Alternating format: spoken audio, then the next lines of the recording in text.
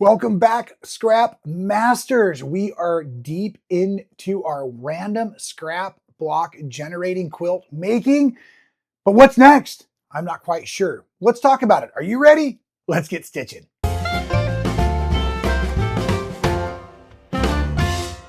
Well, welcome back, quilt makers and scrap masters alike. And what is a scrap master? Well, before we dive into that, let me say hello, and my name is Rob Appell, quilt maker at Stitchin Heaven, Quitman, Texas, and having a blast here with all of you on video on YouTube. And so, yes, a little while ago, I was getting stressed out. And if you don't know my whole story, well, we probably don't have time for that, but there's other videos down somewhere in the feed below.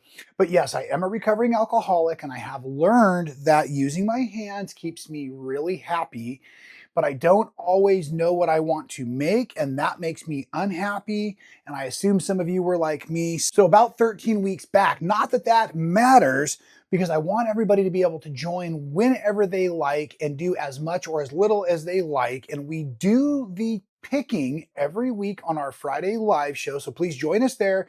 Subscribe to this channel, hit the bell to be notified so you don't miss the Friday live show. There is a random scrap block generator pattern in the link on this video and several others out there, where I've built basically 6 different quilt blocks, and then they're all made off of a series of different units, and the units are kind of grayscale color coded. Each unit finishes as a 4.5 inch by 4.5 inch. But if you look close, there's some smaller lines, and helps us divide them down into 2.5 by 2.5, because if we're trying to get rid of our scraps, well, the more we use, the more better, if you really ask me. And so what we do on Friday Live is I've created the random picking color wheel, and I've also gotten ourselves some wonderful giant die. So we'll just do an example. This is not an official roll. It only happens officially on the Friday Live. So what we're going to do right now is I'm going to roll, and let's say, or not say, we got the number 5 there, right? Okay, so then what I would do is I would pick one of the super cool blocks that is numbered 5. Okay, and then with number 5 block, we now need to know what color to feature. And so then we come over here and we spin our color wheel, official, non-official spin, remember? And this would be a green. Oh, I love the color green. Anyway, so now we're gonna work on block 5 in the color green, and to figure out how many different fabrics, different fabric choices we can use. I've got a 20-sided die, and then we roll this. Oh, that would be a good one. It landed 15, so we would pick 15 different fabric choices. So that would be 1, 2, 3, 4, 5, 6. Of course, I would be working focused on my greens first, but what can I do with green? What can I do to make green pop, right? And so I've been learning so many things, and that's the first thing I want to talk about. This is the Scrap Masters. Where are we at, and what's next video? So please, like I said, join along on the fun on Fridays. I do have a chart if you want to get caught up, but what I really want you to do is just feel like you can sew on whatever, whenever, but when you don't know what to sew on that, I've got the block for you each week. Now, if you like my color palette, we've also started to offer at Stitchin Heaven what we call the Boneyard bundles. So a lot of the fabrics you see here are slices, 3-inch squares. I figured that was the easiest, quickest way to make the small squares and the half square triangles necessary, utilizing a lot of my scrap, but also very easy to stay color organized, because even after 3 attempts to get organized, this still keeps happening as I make quilts. And don't forget, folks, when you get your stash organized, all of those crazy blocks you've made as tester blocks in the past, save those, because they will end up as parts and pieces, because we do have one and only one rule to the Scrap Masters, and that is there are no rules. So feel free to adapt the block or the color theme or whatever as you need as you go. So we're looking for the higher numbers for me, because that's what I like. And I do believe I've got a couple in here that will show you the differences, where maybe this block here was like a 5 different fabrics to choose, where maybe this same block here, it's the same block, folks, but this is done with 15 different fabrics, right? So that's why we all get excited and we try to roll a higher number on the Friday afternoon when we do the official. This is the non-official, but at any rate, so now where are we at today? I've got my wonderful scraps, and that's the first thing I want to talk about that I've learned, is it took me a while to get organized and finding a specific palette. A series of fabrics that I really liked, all of them together, no matter where they land in the block, has made it really fun to work with and easy. When my fabrics look like this, I don't feel happy inside, and I'm quilting to feel happy inside. So again, strategically, 3-inch squares will yield 2 of any of your 2.5-inch half square triangles, and that's the sizes those would end up. And we would make a lot this week because a lot of this block is based off of the 2.5-inch square, half square triangles, right? The other thing I've learned in the process is the more I build, the more this is changing as I go. So today I won't actually sew the blocks together. We have officially 13 that we've made together. I have several that I made before to test the pattern, but I want to go to at least 24 blocks to make a very large quilt. But some of you are ready to put your first one together, and that's great. Some of you have made multiple blocks each week, and I completely get that. They're so fun. I would do the same, right? So what you see here of my 13 is I've started to break them up amongst colorways. Early on, we got several purples, and we also had several of these red, yellow, oranges, right? So I realized while working with some of these fabrics, it was going to be hard to possibly transition all of these together into a quilt. So you'll notice that as I started to pull, I started to use, this was either an orange spin or a blue spin, but I've learned to start to use some nice monochromatic. So I'm learning so much about the color wheel with all of you. It's been wonderful. So this would be considered monochromatic or all orange, where this one would be more of a complementary block, or the orange against the blue, opposite colors on the color wheel. So these really play nicely together. And then of course, a few weeks into it, everyone starts posting their photos of the blocks they've made with their scraps on our Facebook group. So I'm going to encourage you all to join if you have not already. It's called Sew Well, Rob Appell, but you must answer 3 questions, and I am the gatekeeper, and I won't let anybody through because we have already over 3,500 members in our community, folks, and I would love for you to be one of them, but I'm not letting anybody just through. So you must answer some quilting related questions to get through the gatekeeper, which is me. But there was a wonderful post that had a block that actually, I think it was this block here, the block number 5, but each of where you see my blues was a different color family to really accent the middle exit was formed. And my goodness, I think a lot of us got inspired because that's what we're doing as a community of quilters, is we're inspiring each other. And so then the next week, I did this one. You can see where I divided the orange with either side so that I could start to feel I could bring some of these blocks back together a little bit more harmoniously. So I've learned a lot about the color wheel. I've learned a lot about staying organized. I've learned a lot about staying free and not worrying so much about what happens in each of the weeks.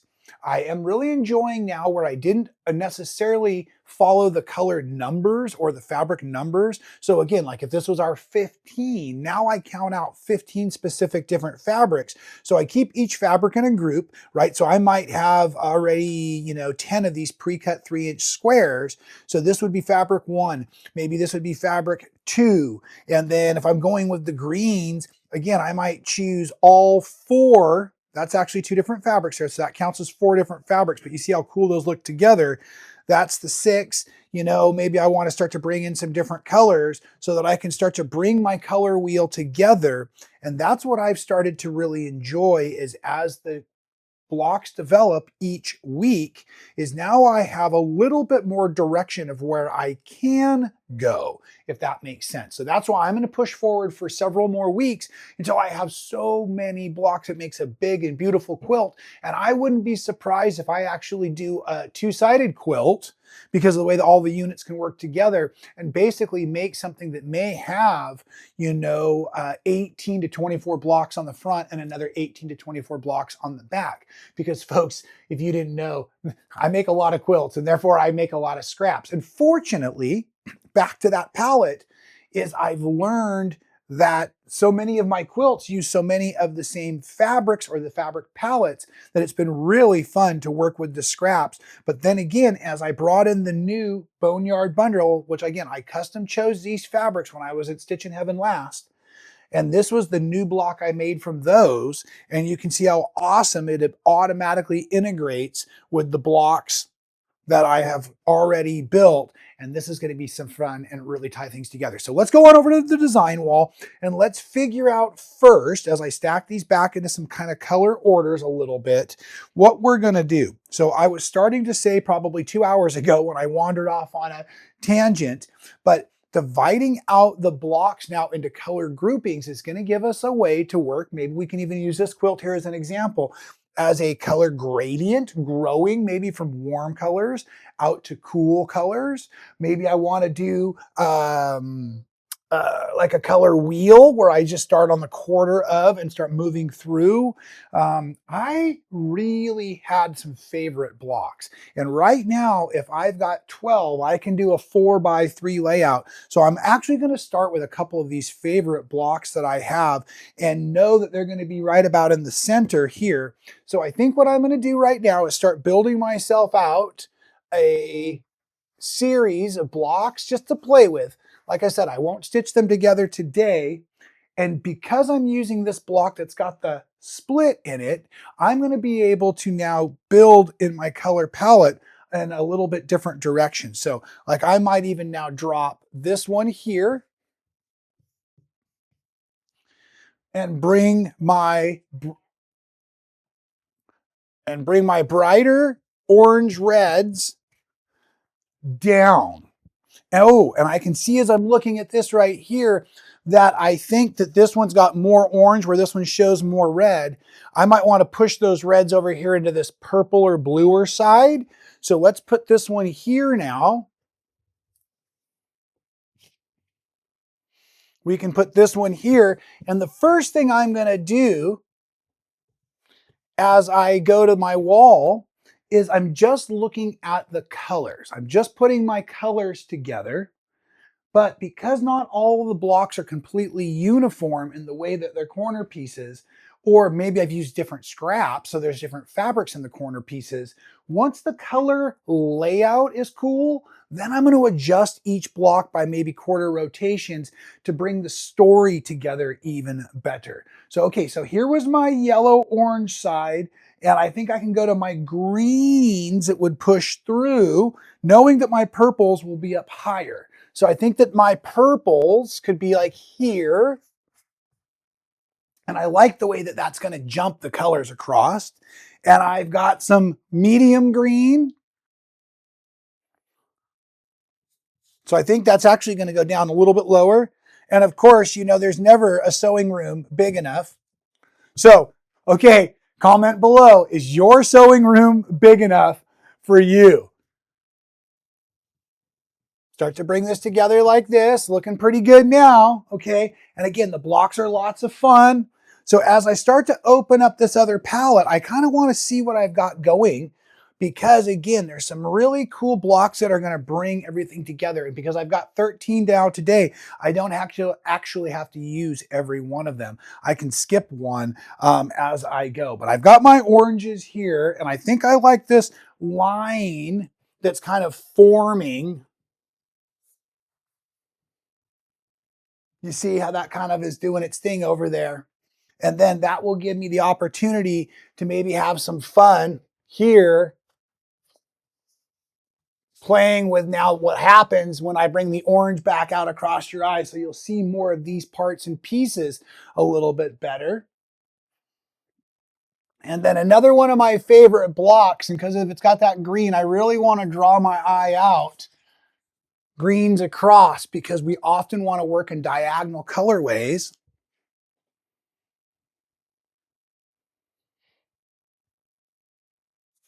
So I think at the moment, this is where I would start. Something like this.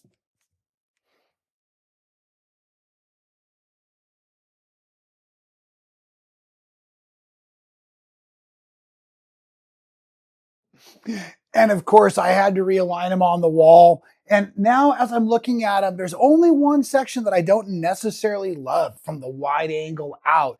And it's kind of the way that these kind of red violets hit in amongst the oranges. So I'm not exactly sure, but I do like the way the blues go. And so again, this is one of the other reasons why I'm not going to be in a hurry with this project. I'm going to actually let it happen. I've already, like I said, got the 13th block that I could come up here and I could swap around.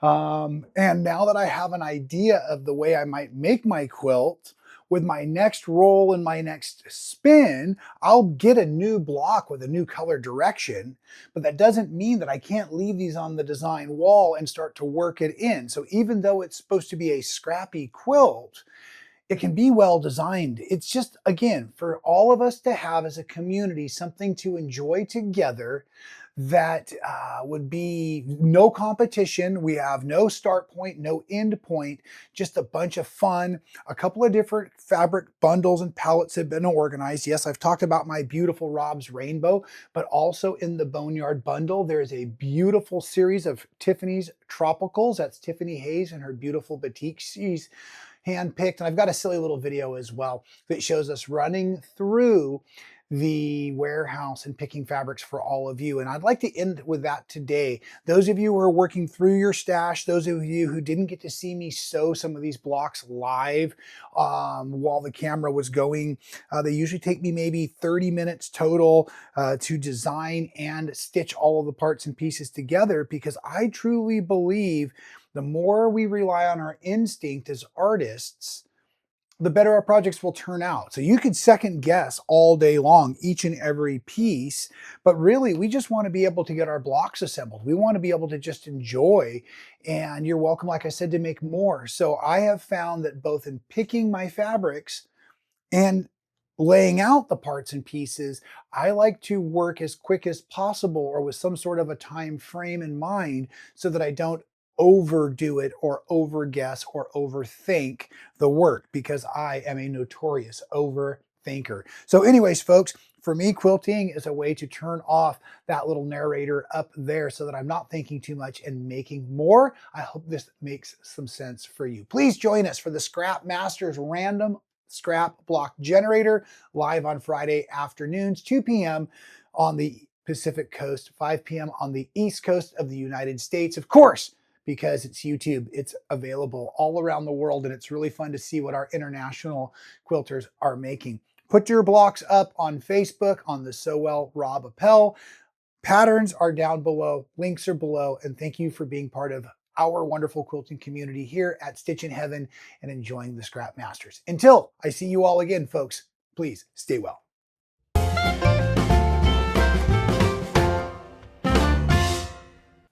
Thank you so much for watching all the way to the end of the video. It really helps support our channel. If you haven't subscribed, do so now. Hit the little button to be notified every time we go live or do a new video for all of you.